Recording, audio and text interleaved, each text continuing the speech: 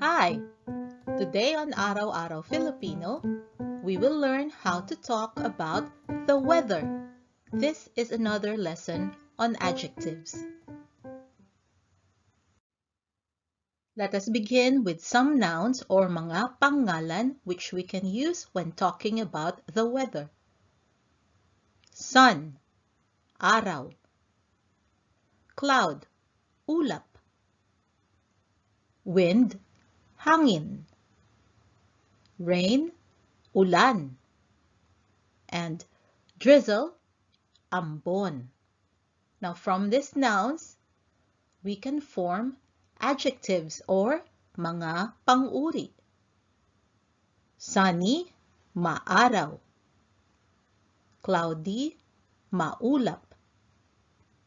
Windy, mahangin. Rainy, maulan.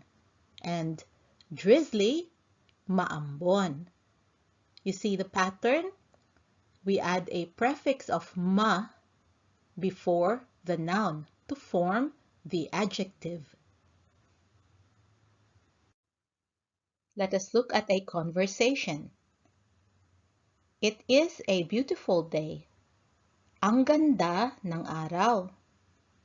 The Filipino version is word for word the beauty of the day, which is not a valid English sentence but is perfectly fine in the Filipino version.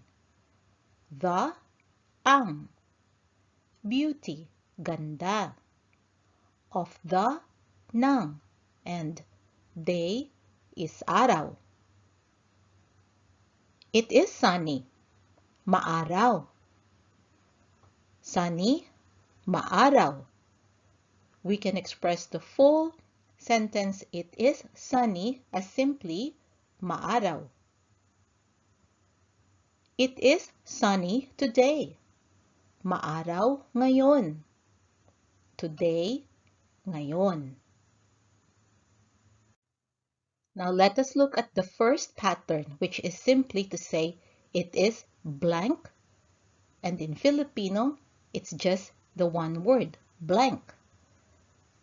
It is sunny, maaraw.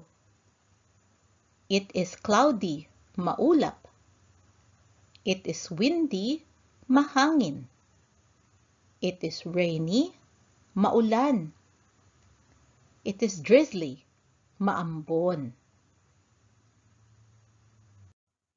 Now here is the next pattern so that we can expand the sentence. It is blank today. Blank ngayon. It is sunny today. Maaraw ngayon. It is cloudy today. Maulap ngayon. It is windy today. Mahangin ngayon. It is rainy today. Maulan ngayon. And last, it is drizzly today. Maambon ngayon. Now let us look at some adjectives or mga pang-uri which we commonly use when describing the weather. Hot, mainit. Humid, maalinsangan.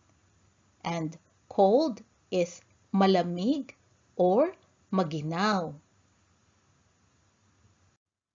Now let us look at another conversation, this time over the phone.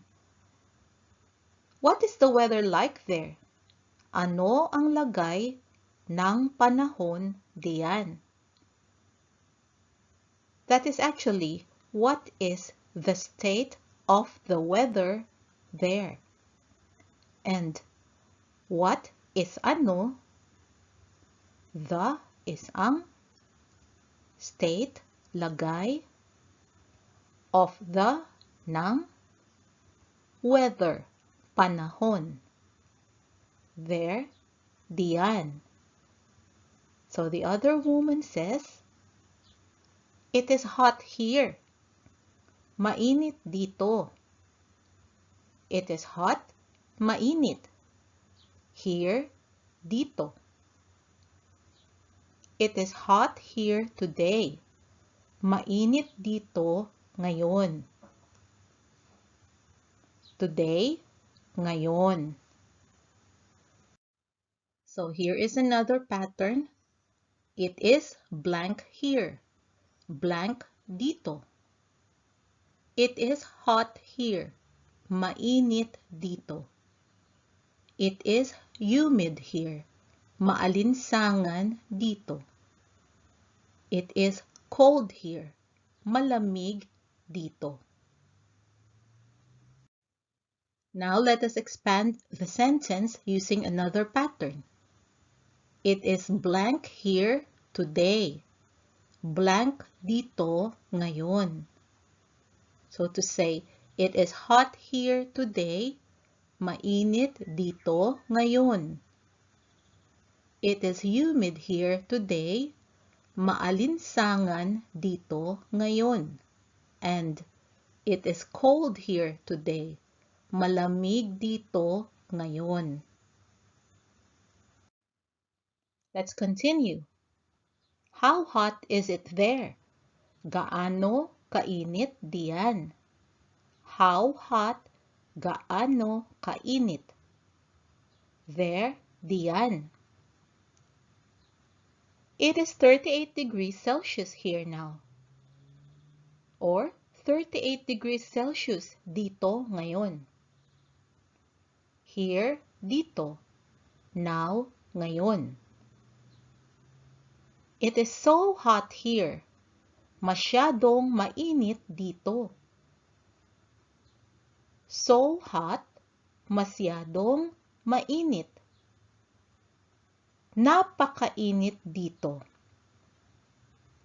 Napakainit is another expression of so hot or very hot. And last, ang init-init dito. Init-init is another way to intensify the adjective to say it is so hot. You can say masyadong mainit, napakainit, or init-init. Here are some more examples. Is it very cold there? Masyadong malamig ba diyan? Very cold, masyadong malamig. There, diyan. The word ba, we use that to indicate that we are asking a question.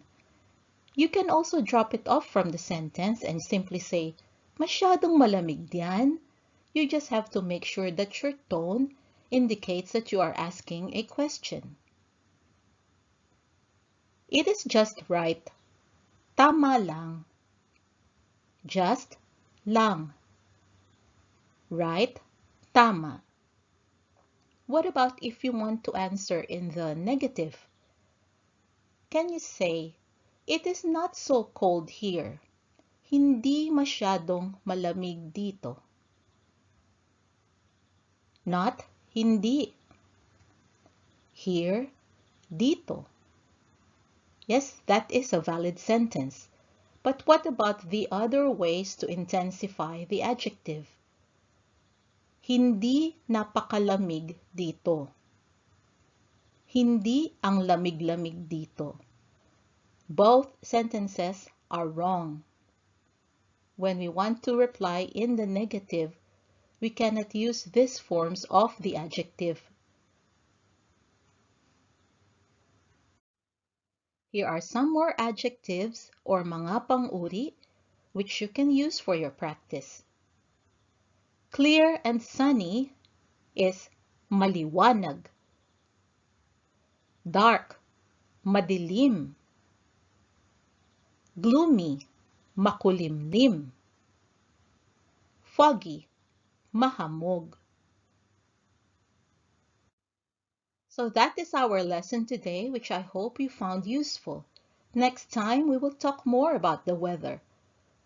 Meanwhile, your homework is to write about the weather today in Filipino and talk about the weather with a Filipino. Have fun! I hope you can join us again next time on Araw-Araw Filipino. Thank you. Salamat po! Now, a few words from my son, Max. Thought this video was cool? Watch the next one and like and subscribe to the channel too if you haven't yet. Bye-bye! Bye!